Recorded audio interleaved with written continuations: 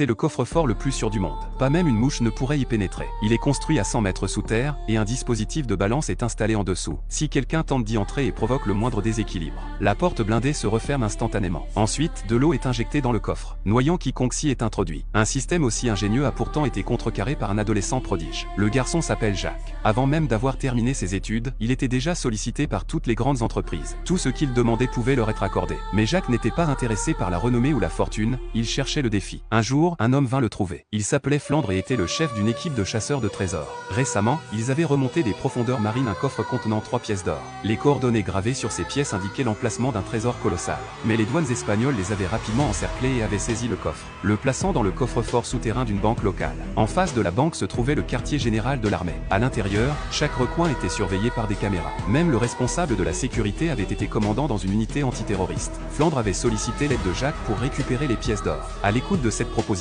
Jacques sentit son intérêt éveillé. Il accepta. Le lendemain, il prit l'avion pour l'Espagne. Là-bas, il rencontra l'équipe de Flandre. Marc, le hacker. Bella, la voleuse professionnelle. Payson, ancien marine. Et Kane, chargé de la logistique. Une fois tous les membres réunis, ils commencèrent immédiatement à élaborer leur plan. Marc pirata d'abord le système de surveillance de la banque. Pendant ce temps, Jacques se fit passer pour un agent d'entretien pour infiltrer l'établissement. Pour ouvrir le coffre, 2 clés étaient nécessaires, ainsi que l'empreinte digitale du responsable de la sécurité. Bella se fit passer pour une experte en art et entra dans la banque.